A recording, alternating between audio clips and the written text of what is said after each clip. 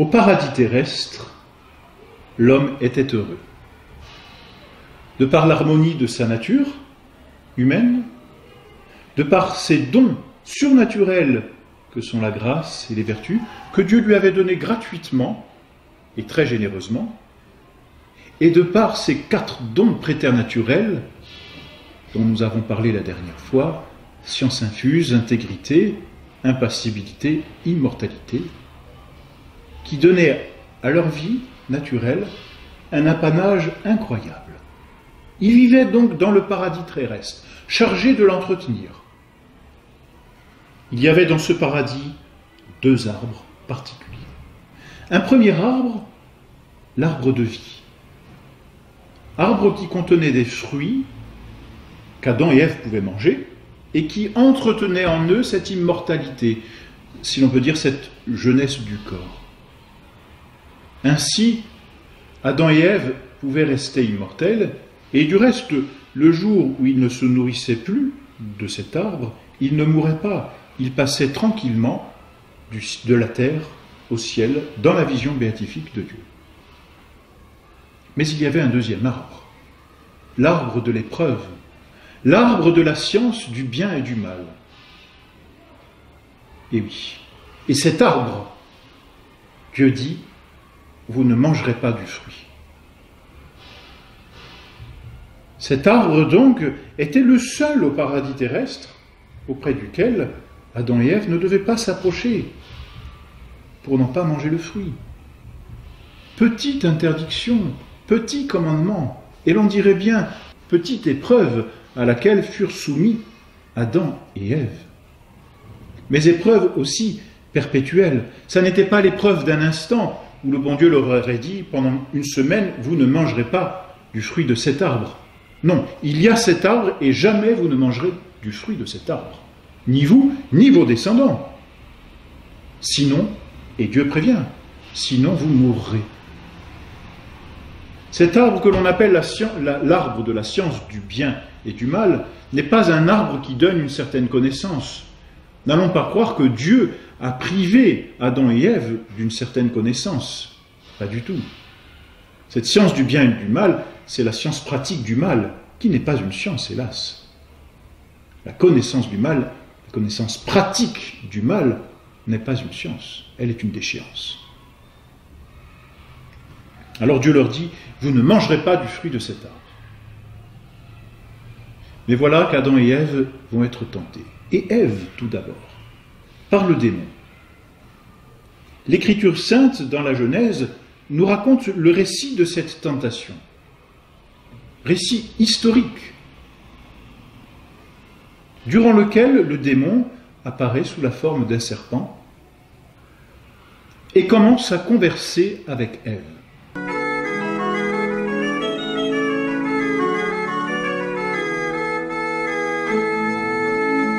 Pourquoi, dit-il, pourquoi Dieu ne vous a-t-il pas permis de manger du fruit de tous les arbres de ce jardin?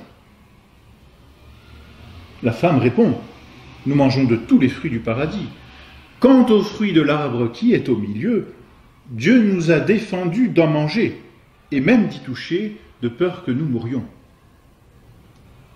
Et le serpent dit à la femme, non, vous ne mourrez point. C'est un mensonge. Non, vous ne mourrez point. Mais Dieu sait que le jour où vous en mangerez, vos yeux seront ouverts, et vous serez comme des dieux, connaissant le bien et le mal. Comme des dieux. Voyez cette tentation que donne le démon, comme des dieux. Lui qui, comme nous l'avons vu dans une des leçons précédentes, lui qui a voulu être l'égal de Dieu, en se disant « je vais trouver en moi mon propre bonheur » lors de sa propre tentation. Au point que Michael a dû lui dire « qui est comme Dieu ?» Le démon donne à Ève la même tentation qu'il a eue lui-même. Vous serez comme des dieux. Et d'ailleurs, n'est-ce pas cette tentation que l'on observe finalement dans toute l'histoire de l'humanité, ce désir d'être comme des dieux, maître total de l'univers et de la création, au point même de vouloir écarter Dieu. Bref, ne nous éloignons pas de notre récit. Vous serez comme des dieux connaissant le bien et le mal. Mais Ève n'avait-elle pas déjà des dons extraordinaires? N'était-elle pas d'une certaine façon comme Dieu par la grâce? Dieu avec qui elle pouvait converser tous les jours, puisque Dieu venait parler avec Adam et Ève au paradis. Il lui aurait suffi de lui demander au bon Dieu. Elle était si proche de Dieu. Et elle savait tous les dons qu'elle avait. Vous serez comme des dieux. Et Ève vit que le fruit était beau à voir. Beau et agréable à la vue. Elle en cueillit, en mangea, puis en présenta à son mari qui en mangea. C'est la chute. C'est le péché.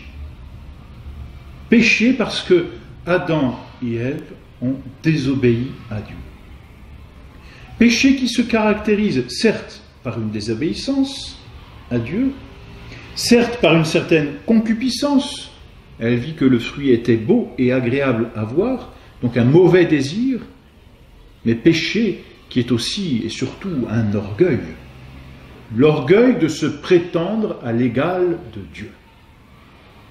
Orgueil d'une créature qui prétend prendre le rang du Créateur. Orgueil de la créature qui croit qu'elle n'a rien reçu de son Créateur, mais peut trouver en elle toute sa vie et tout son être.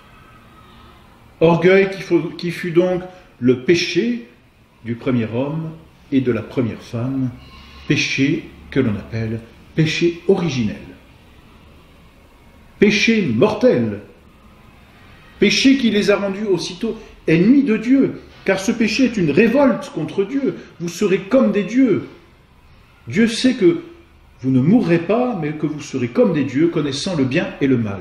Ainsi, Adam et Ève, par cette tentation, ont voulu se séparer de Dieu pour trouver en eux, et par eux-mêmes, indépendamment de Dieu, tout leur bonheur, tout leur être.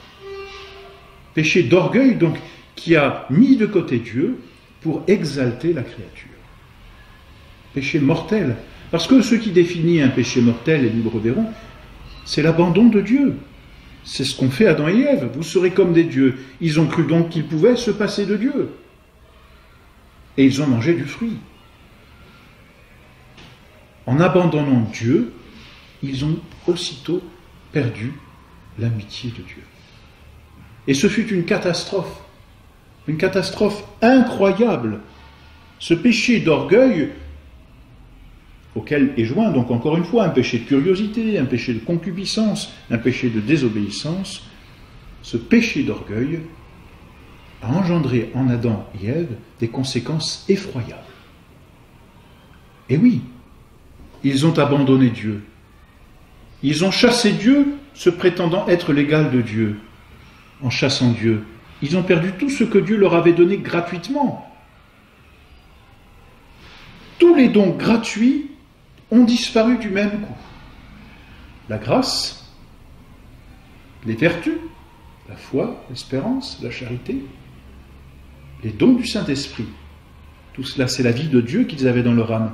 Ils l'ont abandonné, ils l'ont perdu. Ils ont perdu ces dons gratuits. Et du même coup, ils ont même perdu les autres dons gratuits préternaturels. C'était gratuitement donné par Dieu, généreusement et abondamment. Chassant Dieu, ils ont chassé en même temps toutes ces gratuités que Dieu offrait. L'Écriture leur dit, leurs yeux s'ouvrirent. Et ils perdirent ainsi la science infuse, ils perdirent l'intégrité, c'est-à-dire que les passions vont commencer à se révolter contre la volonté. Ils perdirent l'impassibilité et ils perdirent l'immortalité. Leurs yeux s'ouvrirent et l'Écriture souligne, ils virent qu'ils étaient nus. Bien sûr, ils se voyaient nus auparavant, mais il n'y avait aucune concupiscence auparavant. La volonté, par le don d'intégrité, mettant tout en ordre harmonieusement. Il n'y avait aucune tentation, puisque l'inférieur était ordonné au supérieur, c'est-à-dire le corps à l'âme et l'âme à Dieu. Mais désormais, ils se sont coupés de Dieu. Alors l'âme s'est retournée sur elle-même, mais l'âme s'étant coupée de Dieu, l'étage inférieur, sensible, s'est coupé de l'âme et s'est révolté aussi. Tout comme la volonté et l'intelligence se sont révoltées contre Dieu, les passions ont dit, nous aussi on va se révolter. On va se révolter contre la volonté. Et la concupiscence est née dans l'âme d'Adam et Ève, et elles virent qu'ils étaient nus. Catastrophe! Catastrophe incroyable! N'allons pas croire que si nous avions du reste été à leur place, nous aurions fait mieux. Ils avaient tous les dons possibles, mais hélas, ils avaient aussi la liberté. Et donc ils sont tombés. C'est le péché originel. Ils ont donc été privés des dons gratuits. C'est la première chose. Mais non seulement privés des dons gratuits, ils ont été blessés. Blessés dans les puissances naturelles. Blessés, c'est-à-dire que nos puissances ou nos capacités naturelles, qui sont ordonnées à un objet par une action, donc ces capacités que nous avons d'agir, ne sont plus droites. Et elles deviennent difficiles à exercer. Il est difficile d'exercer l'intelligence. Il est difficile de vouloir le bien de façon constante. Il est difficile pour notre volonté de rectifier notre sensibilité. Il est difficile à nos passions d'être régulées. Il y a en nous comme un désordre, une espèce de tapage où toutes nos fonctions sont comme écartelées et nous avons du mal à remettre de l'ordre. C'est cela la blessure de la nature. Simplement, la nature ne devient pas mauvaise pour elle-même. La nature humaine reste intègre. L'homme garde un corps et une âme, et ce sont des dons naturels qui le définissent, nous l'avons vu, et qui restent bons en soi. C'est l'exercice qui est blessé. Vous voyez, le péché originel a comme mis une blessure dans l'âme, mais cette blessure ne rend pas l'âme mauvaise en elle-même. C'est la façon d'exercer nos activités qui engendre le mal, ou qui fait le mal. Mais ce n'est pas le fait d'avoir une âme qui est mauvais. Voilà donc les effets du péché originel.